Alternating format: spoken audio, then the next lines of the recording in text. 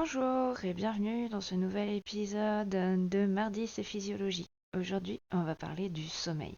Alors, j'espère que tout le monde a bien dormi cette nuit et que vous êtes prêts à écouter ce que je vais vous dire. Le sommeil.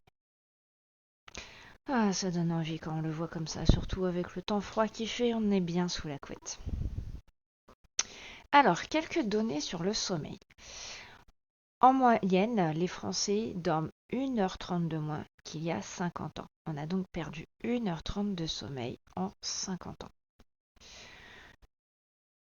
45% des 25-45 ans considèrent qu'ils dorment moins que ce dont ils ont besoin. Ça veut dire que 45% des 25-45 ans considèrent qu'ils sont en dette de sommeil. En parallèle, on a 13% de ces 25-45 ans qui considèrent que dormir, c'est une perte de temps.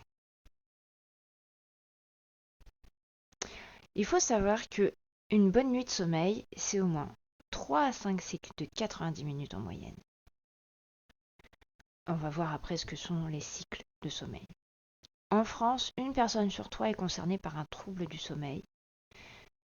Et un mauvais sommeil va augmenter les risques de maladies cardiovasculaires, d'obésité, de diabète, de cancer et évidemment d'accidents. Chez les ados, un sommeil insuffisant, c'est corrélé à un plus petit volume de matière grise, donc un cerveau moins efficace. Et des nuits de moins de 6 heures augmentent le risque de diabète de type 2 de 28%. Manquer de sommeil, c'est multiplier par 4 le risque d'attraper un rhume. Donc bien dormir, c'est préserver sa santé.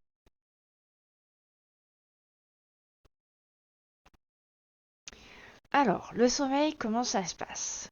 Donc, je pense que vous en avez tous entendu parler. Il y a différents stades, différentes phases dans le sommeil. Donc, il y a l'éveil, le sommeil paradoxal et ce qu'on appelle les stades 1, 2 et 3 qui sont le sommeil lent. Vous avez un petit graphique là avec voilà sur une nuit de 7 heures les différentes phases. Donc une petite phase d'éveil, puis on commence par une phase de sommeil lent, le stade 1, puis un stade 2, assez court, un stade 3, le sommeil lent profond, vraiment. Et ensuite on revient à un stade 2, on passe en sommeil paradoxal, on repasse en sommeil profond et on va alterner ainsi des cycles qui vont alterner des phases de sommeil lent et des phases de sommeil paradoxal. Donc ce qu'on appelle le sommeil lent, il va être de plus en plus profond. À ce moment-là, notre métabolisme cérébral au niveau du cerveau, il est ralenti. Le tonus musculaire, donc la fonction motrice, est faible mais encore présente. Donc c'est les moments où on peut bouger. La phase de sommeil paradoxal, c'est le moment où on va rêver. À ce moment-là, le métabolisme cérébral du cerveau, il est quasiment le même qu'au moment de l'éveil. Donc on va consommer pas mal d'énergie. Par contre, au niveau du tonus musculaire, il est inexistant. En phase de sommeil paradoxal, normalement, on ne bouge pas. Les seuls mouvements qu'on a, ce sont les mouvements oculaires. Et chaque nuit, on va faire des cycles qui vont durer de 60 à 120 minutes. Donc de 1 heure à 2 heures. On va faire 4 à 6 cycles. Et je vous disais, une bonne nuit de sommeil, c'est 3 à 5 cycles de 90 minutes de moyenne. D'accord? Donc, on va avoir à chaque fois, dans tous ces cycles, du sommeil paradoxal. Ce qui veut dire qu'on rêve 4, 5, 6 fois au cours de la nuit. Alors, comment le sommeil est régulé? On a certaines molécules qui vont être produites pendant la journée et qui vont s'accumuler en fait au fur et à mesure de leur production. Et quand elles vont arriver à certains seuils, ça va favoriser le sommeil. Vous avez notamment de l'adénosine qui va avoir ce rôle. Et ces molécules, elles vont être éliminées lors du sommeil, ce qui fait que quand elles vont redescendre en dessous d'un certain seuil, favorisent l'éveil. On a aussi ce qu'on appelle une horloge biologique, le cycle circadien, qui va être contrôlé par différentes choses, notamment des cellules au niveau de la rétine, qui sont sensibles à la lumière. Et c'est pour ça notamment qu'on parle du fait qu'on est calqué sur le rythme du soleil, et aussi le fait d'utiliser des écrans qui envoient de la lumière, notamment de la lumière bleue, va perturber notre horloge biologique. On va avoir la mélatonine. Vous avez probablement entendu parler, cette hormone qui favorise le sommeil et qui elle est produite justement à l'obscurité. Donc encore une fois, vivre avec les éclairages, eh bien ça va perturber la production de mélatonine. Et enfin, on a aussi des gènes, qu'on appelle des gènes horloges, qui organisent le sommeil. À quoi ça sert le sommeil? Ça, c'est une grande question, et notamment pour les plus jeunes qui disent que c'est une perte de temps, vous allez voir que pas du tout. Déjà, son premier rôle, ça va être de maintenir la vigilance quand on est réveillé. D'accord? Donc le fait de pouvoir être attentif et concentré. C'est aussi un rôle dans le maintien de la température corporelle tout au long des 24 heures. C'est le moment où on va reconstituer les stocks énergétiques, notamment des cellules musculaires et nerveuses, notamment pendant le sommeil lent, puisque le système nerveux se met au repos à ce moment-là. On va avoir dans le sommeil une production d'hormones, et en particulier ce qu'on appelle l'hormone de croissance, la mélatonine, mais aussi les hormones de l'appétit. C'est pour ça que ça va réguler aussi notre prise alimentaire. C'est un moment où on va réguler les fonctions telles que la glycémie. C'est un moment d'élimination des toxines, où on va pouvoir stimuler les défenses immunitaires. Ça permet de réguler l'humeur, ça permet de réguler le stress. Ça a un rôle dans tout ce qui est mécanisme d'apprentissage, de mémorisation. Donc il faut bien voir que le sommeil, c'est un processus indispensable à notre santé physique et mentale. Donc c'est loin d'être une perte de temps, et notamment pour les plus jeunes qui sont en pleine phase d'apprentissage et de développement de leur cerveau. Alors les troubles du sommeil, on l'a vu, c'est courant, une personne sur trois qui en souffre. Il y en a différents types. Je ne vais pas toutes les passer en revue, et je vais passer relativement vite sur ces troubles. J'y répondrai plutôt dans la phase des questions. Dans ce qui concerne l'insomnie chronique, on a 16% de la population qui est concernée. Au moins 5% des adultes souffrent d'apnée du sommeil. Et il faut penser que l'apnée du sommeil n'est pas réservée aux adultes. Les enfants aussi en souffrent. Et ça, la prévalence chez les enfants, elle est très mal connue. 8% des adultes vont présenter ce qu'on appelle un syndrome des jambes sans repos. Donc ça, ce sont des pathologies qui sont vraiment gênantes au niveau du sommeil, perturbantes, et qui vont faire un sommeil de mauvaise qualité. Alors, qu'est-ce qu'on appelle des insomnies? C'est une difficulté d'endormissement, ou bien des nuits avec des réveils nocturnes, ou bien simplement une sensation de sommeil non récupérateur. Donc ce n'est pas parce que vous vous dites ah oui mais bon je me suis endormi à 22 heures, je me suis levé à 6 heures, j'ai bien dormi, je ne fais pas de l'insomnie. Si vous vous réveillez en ayant l'impression de ne pas avoir dormi, vous faites de l'insomnie. On a d'autres troubles moins fréquents et moins connus, on va dire. À l'inverse de l'insomnie, on a ce qu'on appelle les hypersomnies. Des gens qui dorment énormément, euh, au point parfois de tomber dans la narcolepsie, donc où on va avoir un endormissement non contrôlé qui va nous tomber dessus à n'importe quel moment, ce qui peut être très dangereux. On peut avoir justement des troubles du rythme circadien, donc notre fameuse horloge biologique qui va être complètement perturbée, notamment chez les gens qui travaillent en 3-8 ou la nuit. La deuxième pathologie la plus connue actuellement, c'est l'apnée du sommeil. Alors, l'apnée, elle va augmenter le risque d'apnée augmente avec l'âge. C'est pour ça que chez les enfants, c'est peu connu. Ça augmente avec le surpoids, et donc a fortiori avec l'obésité.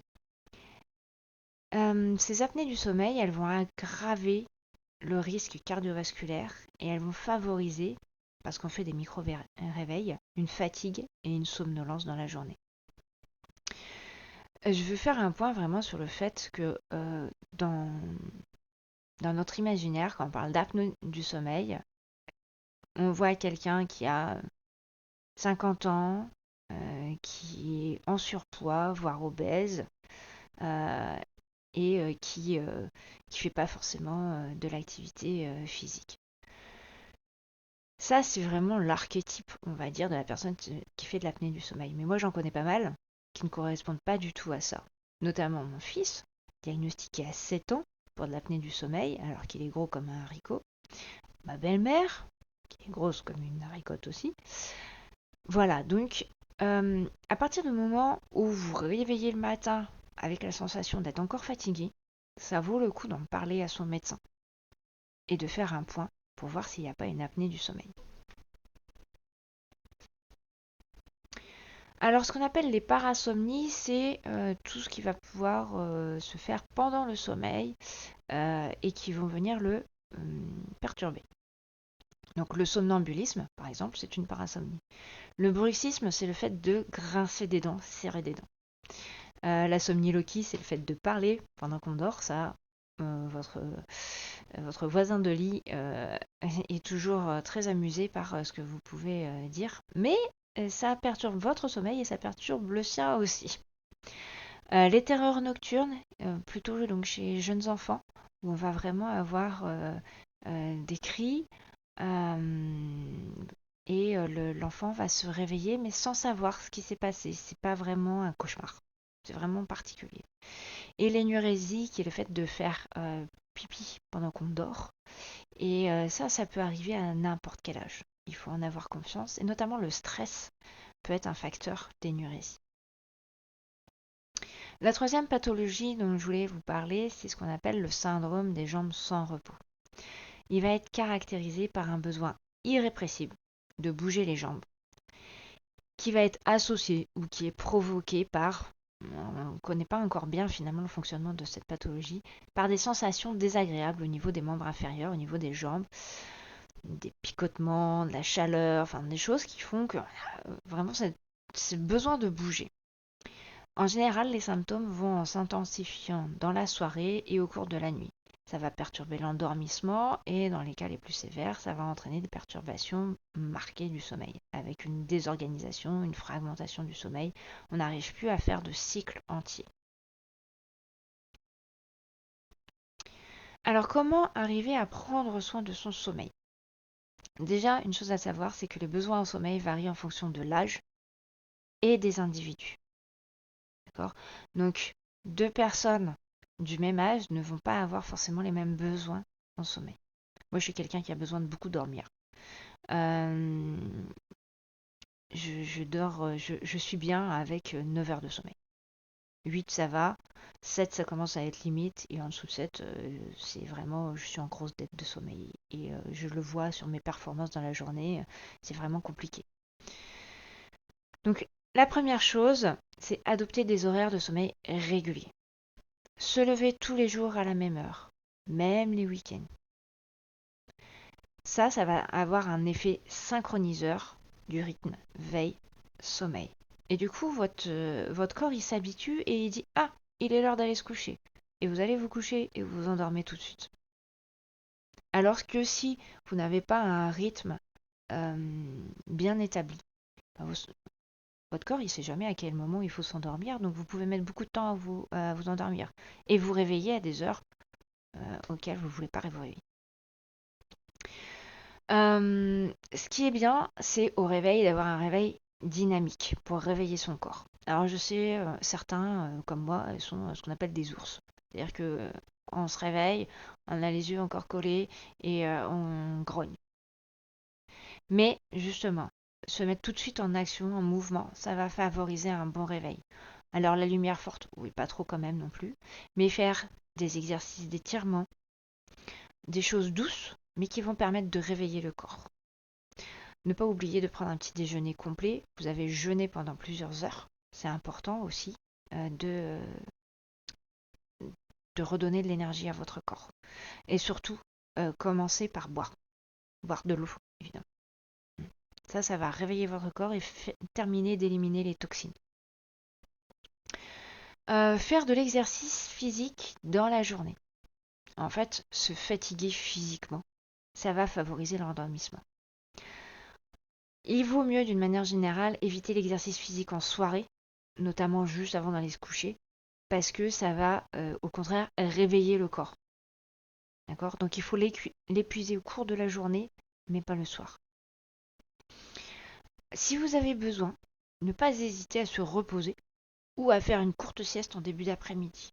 Ça permet de récupérer de l'énergie et d'être efficace dans l'après-midi. Vaut mieux faire une sieste d'un quart d'heure et pouvoir faire tout ce qu'on a à faire sans effort, plutôt que se dire ah non, je vais pas faire une sieste, c'est une perte de temps. Et puis, au lieu de mettre, je sais pas, 30 minutes à faire, à rédiger une publication, vous allez mettre 1 heure parce qu'en fait, vous n'êtes pas en état de le faire. Donc, en termes d'efficacité, mieux vaut faire une petite sieste, même juste se poser un quart d'heure, on ferme les yeux, on se met dans un endroit calme et on se repose. Évitez évidemment les excitants après 16 heures. Alors les excitants, c'est vaste. Il y a évidemment tout ce qui est caféine, euh, toutes les boissons énergisantes, mais aussi tout ce qui va en fait réveiller justement votre corps. D'accord. Là-dedans, on peut rajouter l'alcool, le tabac, à éviter normalement aussi le soir. Repérez les signaux du sommeil. Les bâillements, les yeux qui piquent, le moment où on se dit ouais, j'aimerais bien me coucher. Et bien si vous avez besoin d'aller vous coucher, allez vous coucher à ce moment-là. D'accord. C'est important de connaître son rythme de sommeil, savoir à quelle heure est-ce qu'on a besoin d'aller se coucher, à quelle heure on a besoin de se lever. D'accord. Moi, clairement, j'ai défini mon rythme. Je sais, pour l'avoir étudié librement quand on est en vacances, mon rythme, c'est 22h, 8h. Voilà, là, je suis bien. Ouais, j'ai fait mon taf. Bon, c'est vrai que ça me fait des journées plus courtes. Donc, c'est pas mon rythme que je fais dans la semaine. Mais mon rythme naturel, il est là. Prenez en compte votre rythme naturel et essayez de le respecter au mieux. Alors, en cas de réveil le matin, même très tôt, se lever et commencer la journée. Alors, je vais mettre un bémol à celle-là. Oui, si quand vous vous êtes réveillé le matin, vous êtes vraiment réveillé. C'est-à-dire que votre cerveau, il est parti, ça y est, il s'est mis en marche et il est à fond. Ouais, à ce moment-là, effectivement, mieux vaut se lever, commencer la journée et aller faire une sieste plus tard. Par contre, si vous êtes réveillé à 4 heures, mais juste encore dans le sommeil, ah non, vous vous retournez, vous vous recouchez. D'accord.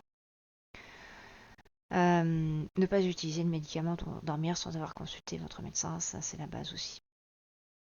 Au lit, évitez la télévision, le travail, le repas. En fait, tout ce qui va vous exciter justement. Donc, petit bémol aussi sur la télévision, les écrans. Encore une fois, l'important c'est de se connaître et savoir comment on réagit. Personnellement, me mettre sur un écran le soir avant d'aller me coucher, ça ne me dérange pas. Mais ça va dépendre de l'activité que je fais sur mon écran. Si je fais un jeu qui m'énerve, voilà, qui me met justement en énergie, non.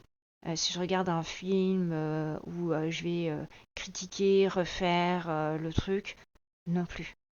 Par contre, si je fais un jeu cool, où je suis là, tranquille, c'est vraiment de la détente, oui, ça va pas m'empêcher de m'endormir. Au contraire, il y a d'autres personnes qui, quelle que soit l'activité sur un écran, ça va effectivement l'effet lumière, va les exciter, entre guillemets, va exciter leur cerveau, qui va dire bah non, c'est pas le moment de dormir. Donc, encore une fois, l'important c'est de se connaître. Dernière chose, adopter une température de chambre correcte. Pas plus de 19 degrés, bah, quand on peut, hein, parce que des fois l'été, c'est compliqué, mais pas trop froid non plus. D'accord. Parce que ça peut aussi perturber le sommeil. Ou alors il faut vraiment bien adapter euh, comment on est habillé, sa couette, voilà, pour avoir un sommeil quand même confortable. Si vous avez froid, vous n'arrivez pas à dormir correctement. Voilà pour les conseils que je peux te donner. Comme je le répète à chaque fois, se former pour se connaître, c'est vraiment la base pour prendre soin de soi. Chaque mois, je propose 2 jours de formation d'anatomie et physiologie pour acquérir les bases. Donc ces formations, elles se font en présentiel à Rétaux en Charente-Maritime. Tu peux t'inscrire directement sur le lien et à ce moment-là, quand tu es inscrit, on voit ensemble quelles dates peuvent te convenir et où tu peux venir. Si tu as envie d'en parler d'abord, tu peux réserver un créneau dans mon agenda. Je remettrai tous les liens sous la vidéo. Merci d'avoir été là et prenez soin de vous.